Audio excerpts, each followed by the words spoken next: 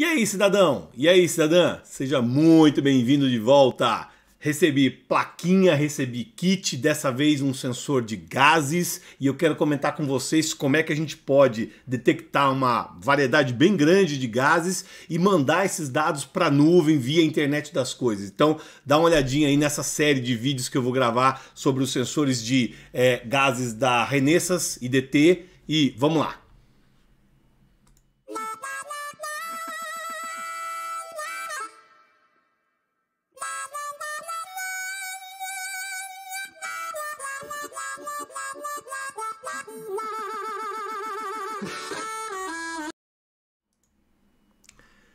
E aí, tudo bem? Quanto tempo a gente não se vê, né?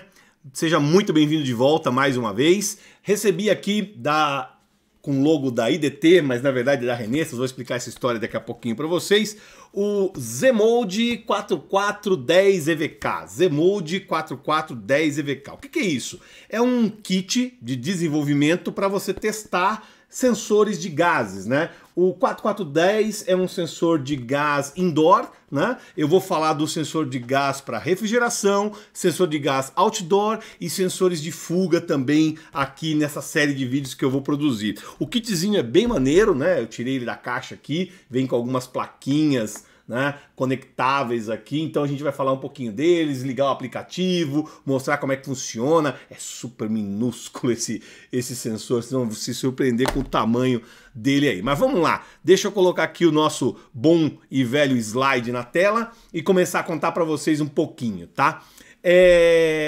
São duas famílias de sensores de gases que a Renesas tem hoje, né? A Renesas, ela adquiriu a coisa de alguns anos, né? 3, 4 anos atrás, a empresa IDT, que já fabricava sensores de gases, né? Então esse portfólio, esse line card de sensores de gases agora pertence à Renesas também. O grande objetivo do vídeo, dessa série de vídeos que eu vou mostrar aqui, é falar da família ZMODE, né? E quais são as aplicações dele, sensibilidades, etc, ok? Só que quando eu entrei no site da IDT, da Renesas, para conseguir olhar a família inteira de sensores, eu descobri que existe ainda uma outra família, que é a S-Gas Family, né? Que faz algumas medidas muito interessantes também, e eu achei que valia a pena falar com vocês dessas duas linhas, da família ZMODE e da família S-Gas, ok? Então vamos lá. Qual que é o objetivo aqui desse vídeo e por que a gente vai falar desses sensores e onde é que eles se aplicam? Bom, a família ZMODE, ela tem um foco grande em duas aplicações distintas e entrou uma terceira agora que eu vou mostrar ao longo dos vídeos. Aplicação 1, medir alguns dos gases que estão presentes no ambiente externo, outdoor, né, para fora. Então, deixa eu colocar isso aqui em tela cheia. A gente conseguiria, com esses sensores que eu vou mostrar aqui, medir quantidade de ozônio no ambiente, óxido de nitrogênio, os componentes orgânicos voláteis que estão espalhados aí pelo ar, né, causados por poluição, etc, etc, etc. Então, a ideia dos sensores outdoor é conseguir dar um parâmetro de qualidade de ar para quem está em uma determinada região da cidade, de uma área rural, de uma área com escritórios, com indústrias, etc. Então seria medir a qualidade do ar, mais ou menos como a CETESB aqui em São Paulo faz nas medidas de qualidade de ar e informa naqueles relógios, né, que tem na rua que mostram o horário e qualidade do ar, bom, ruim, péssimo, para que você tome a decisão de não ir fazer um exercício na rua quando você tem uma qualidade de ar muito ruim, por exemplo, né? Então serviria para esse tipo de coisa. No caso da qualidade indoor, que é o que é mostrado nesse outro slide aqui, né? Nós conseguimos estimar a quantidade de dióxido de carbono dentro de um ambiente e a quantidade de componentes orgânicos voláteis totais dentro desse ambiente. Esses dois parâmetros, o estimado CO2 e o TVOC, né, a quantidade de componentes voláteis orgânicos em suspensão, dão parâmetros para você dizer se o ar dentro de um ambiente confinado, fechado, uma sala de aula, uma cozinha, um escritório, um pátio de uma fábrica, se ele tem uma qualidade boa ou não, né? Então, ao longo desses vídeos que eu vou mostrar aqui nessa série, a gente vai explorar como que medir esses elementos que foram mostrados nesses dois slides aí fazem sentido para que você tenha a informação de qual é a qualidade do ambiente e como que você liga e desliga um ventilador, liga e desliga um ar-condicionado, tenta dar um comando de alerta para abrir janelas e ventilar, etc, etc. Então essa é mais ou menos a ideia do que a gente tem aqui. Bom, só para posicionar vocês, a Renessas IDT tem um departamento gigantesco que é a área de produtos industriais. Dentro dessa área de produtos industriais estão sensores, a parte de IoT para a indústria, smart home, automação predial, etc, etc.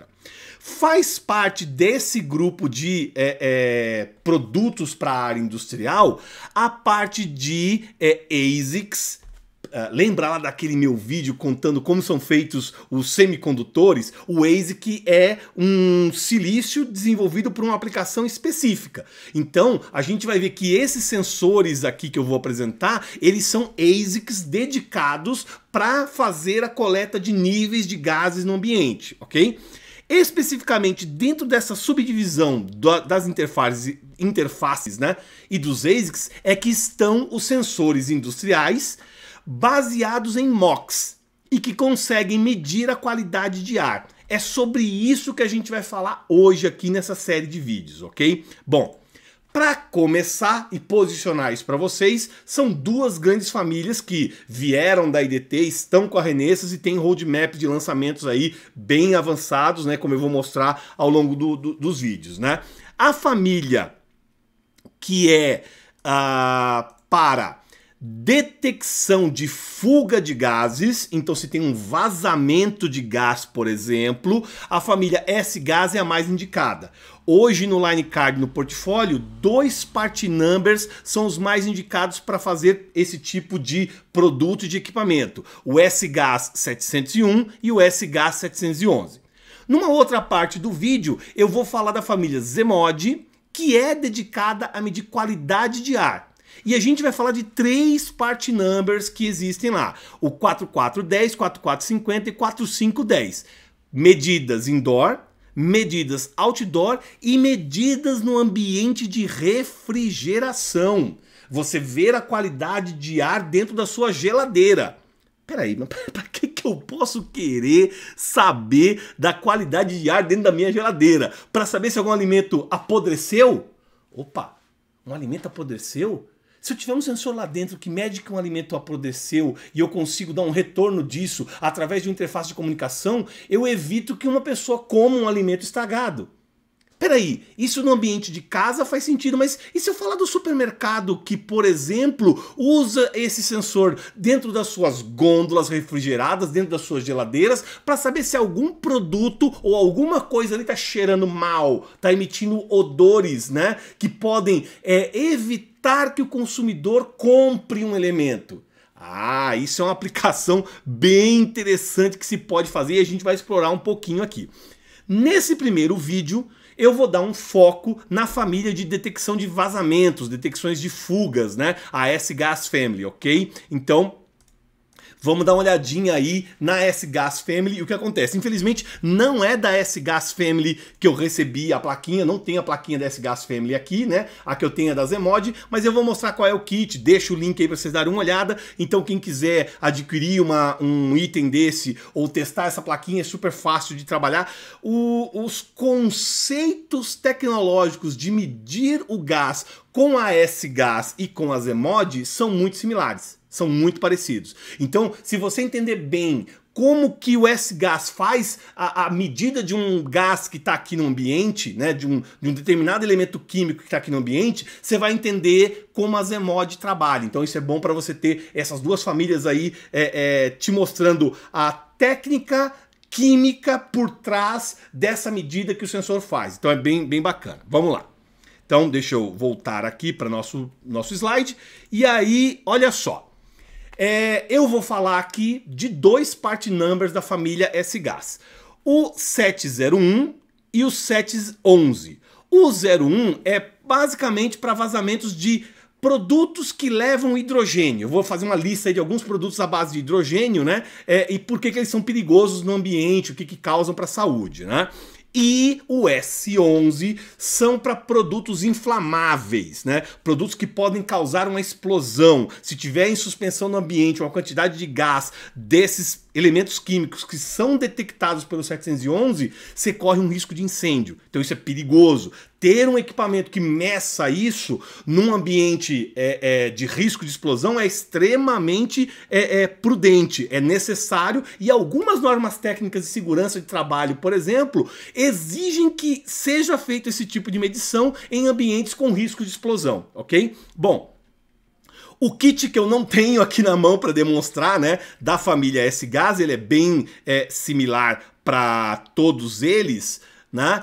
E ele tem esse formato aqui de uma placa, né, de desenvolvimento com um soquete aonde você vem e encaixa qualquer um dos part numbers disponíveis aqui. Então você pode testar todos eles. Você tem uma única placa de teste e você testa todos os equipamentos aqui, né? Tem uma portinha de comunicação através dessa USB, aonde eu mando dados para um computador lendo as informações que estão aqui.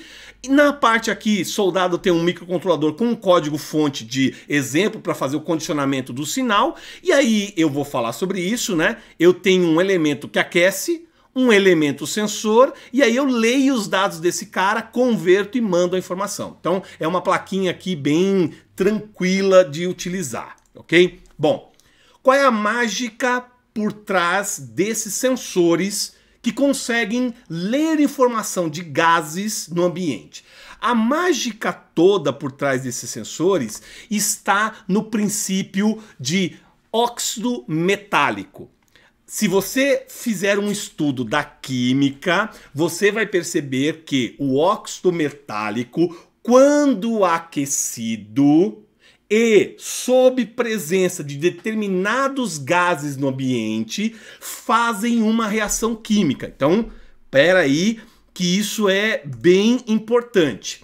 O óxido metálico, se for aquecido num ambiente que tem gás com algum elemento químico, o elemento químico com esse óxido metálico em alta temperatura se combina, ok? E essa combinação muda a resistência elétrica do óxido metálico. Então, se eu esquentar o óxido metálico e conseguir medir a resistência elétrica dele com um multímetro, por exemplo, eu teria uma variação de resistência proporcional à quantidade de gás no ambiente. É lógico que num sensor desse eu não vou enfiar um multímetro, né, para poder fazer a medida. O que eu faço é, eu ligo uma tensão nos terminais de um pedaço de óxido, faço passar uma corrente. E é lógico que a quantidade de corrente que circula por esse óxido, ele é proporcional a quantas recombinações químicas aconteceram no ambiente. Então, se eu tenho aqui um lugar com muita presença de gás de determinada química e eu esquentei esse cara, eu vou ter uma recombinação grande aqui desses gases com o meu óxido e a minha resistência elétrica muda. Se eu conseguir medir isso, eu tenho uma informação que pode dizer quantas partes por milhão de determinado gás existe no ambiente.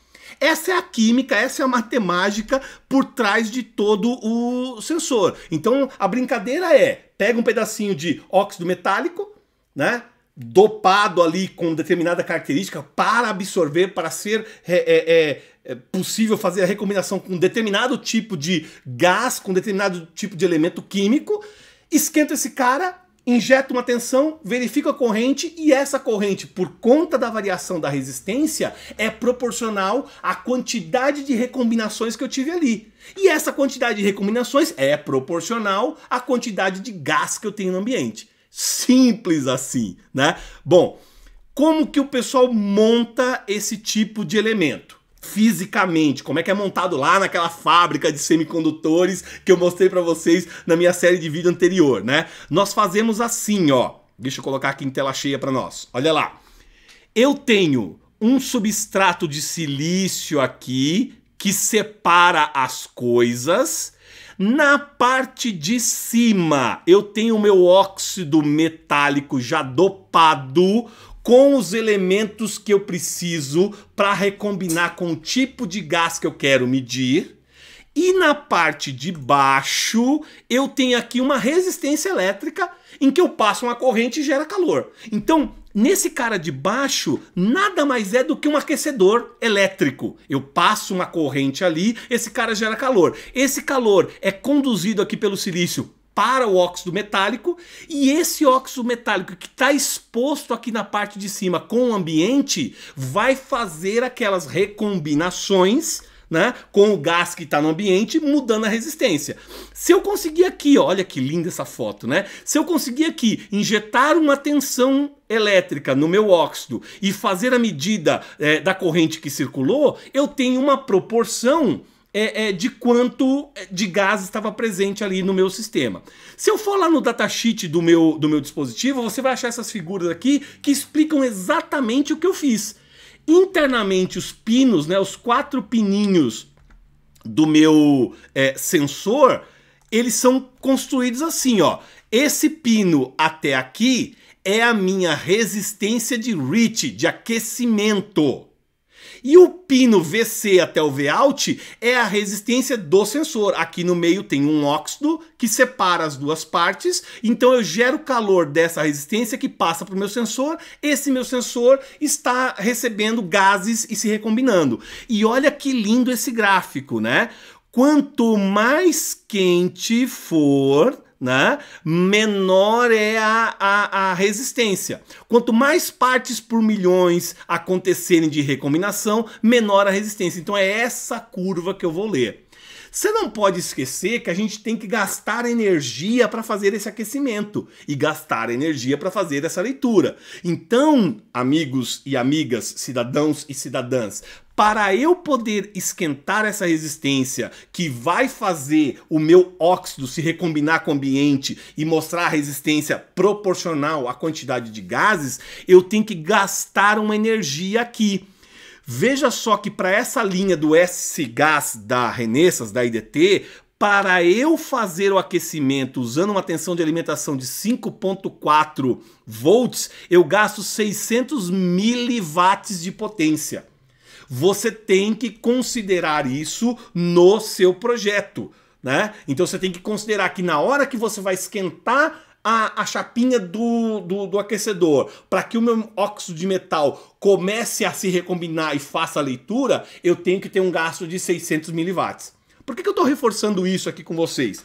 Para o ambiente da internet das coisas, você pode pensar talvez em algumas aplicações com bateria, com longevidade, pegando esse negócio, esse dado do gás num ambiente isolado, remoto, e mandando via rádio para algum lugar. E essa bateria tem que ter uma longevidade. Você não pode esquecer, nem deixar de fazer o cálculo, né, desse consumo que esse tipo de sensor aqui faz, né, e quanto que ele precisa de energia para poder ler adequadamente essa informação. Tá? Então isso é um parâmetro interessante. Outro parâmetro assim que salta aos olhos, né, que chama a atenção. Conforme você tem uma quantidade de ppms de elementos, né, no ambiente e a recombinação acontece, a resistência varia de 30 kΩ a 3 megaohms. Tá vendo? Então é esse parâmetro que você vai ver qual é a tensão que você colocou nesses 2 pinos do sensor e vai ler aqui ou uma tensão ou uma corrente que circula, fazendo uma conversão de analógico para digital e tendo a informação de quanto de gás, né, de elemento que tem ali naquela recombinação. Esse gráfico aqui também é muito bacana, eu tirei lá do datasheet do dispositivo e vale a pena você olhar para ver o seguinte, ó. O óxido que é montado em cima do sensor, ele vai interagir, dependendo do part number, com uma série de elementos químicos diferentes que estão presentes no ar. Então, acetona, etanol, né, sulfato de metril, né, sulfato de hidrogênio, etc. E essas curvas aqui mostram como a sensibilidade, ou seja, a variação de resistência lá nos terminais do MOX, né, altera de acordo com o quanto eu esquento esse bicho. Né? Então, quanto mais eu esquentar esse bicho, melhor ele fica. Se você der uma olhadinha com calma lá no datasheet do item, você vai ver que se você colocar 5.4 volts e gastar 600 miliwatts de potência, você chega na chapinha do óxido a 300 graus de temperatura. E esses 300 graus de temperatura estão posicionados aqui no nosso gráfico e dão essa curva dependendo do elemento químico que está presente no ar, né? Cara, não sei vocês, mas eu achei isso muito legal. Era um assunto que eu conhecia pouco e eu fui estudar um pouco mais em profundidade para poder gravar esse vídeo para vocês e me chamou muita atenção, né? Como é que é feita essa leitura, como é que isso é montado. Bom, vamos lá. Indo para frente aqui, essa família, o 707, ela foi descontinuada pela Renesas, pela IDT, e foi trocada pela família Zemod. Então esses parâmetros que você está vendo aqui, você vai conseguir ler no Zemod. Até tem algum estoque antigo do 707 em alguns lugares, eu fui verificar na Avent, mas isso já está zerado lá com a gente não tem, em alguns lugares você vai achar, mas a própria Renesas, a própria IDT, recomenda aqui não utilizar esse cara em projetos novos, vai direto para o Zemod. O 711 e o 707, beleza, funcionando, sem problema nenhum, tem estoque, pode usar. E aqui tem os tipos de gases que eles medem no 711 e os tipos de gases que eles medem no 701. Legal é a ordem de grandeza, ó lá, de 10 a 1000 ppm ele consegue medir dentro desse range e de 1 a 1000 ppm ele consegue medir dentro desse range, ok? Tem aí algumas informações técnicas legais para você acompanhar o que faz cada um dos dois produtos. Então, o 701, né, ele é rápido para responder. Duração em campo, com esse cara funcionando maior que 5 anos, sem precisar trocar o sensor, sem precisar mudar nada. E o mais legal são as curvas de resposta, né, quando comparado com ar puro. Isso aqui é importante, eu até dei um zoom aqui, deixa eu colocar só o slide para vocês darem uma olhada. Olha que bacana. Isso aqui é a resistência do meu sistema quando eu tenho ar puro sendo medido.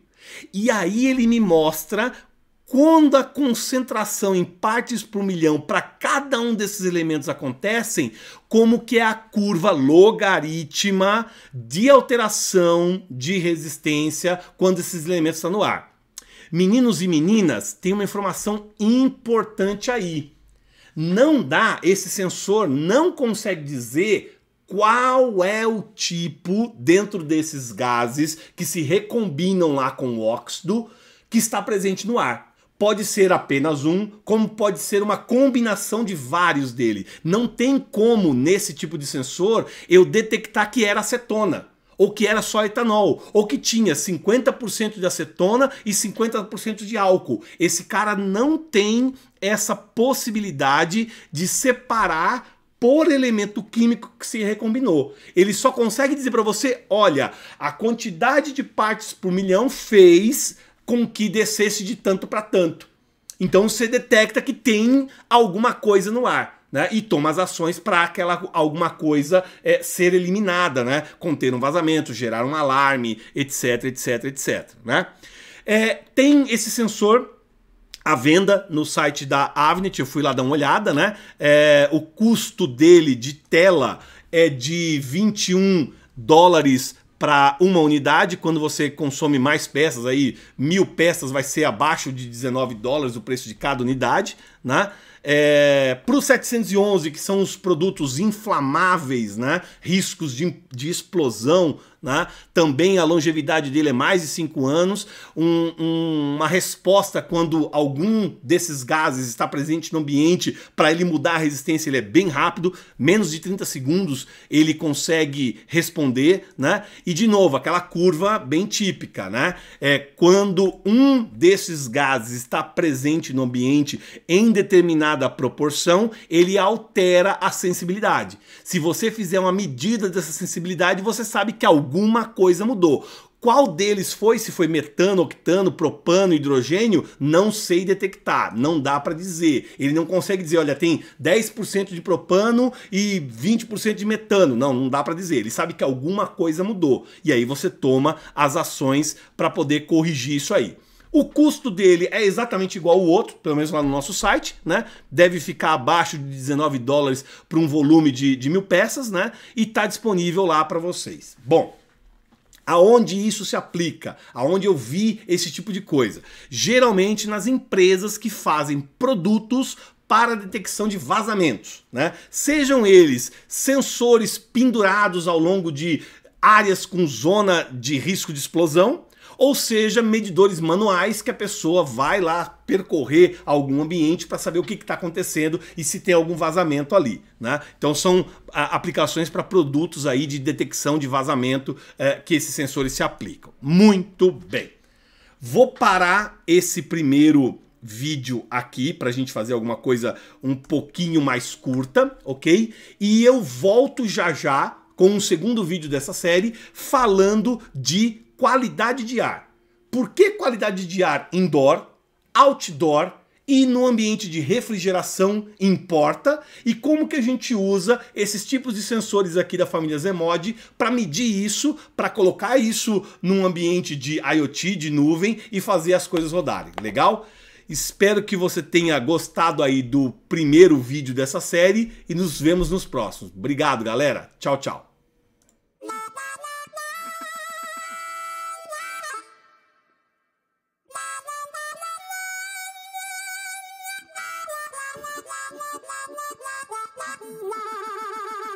Wow.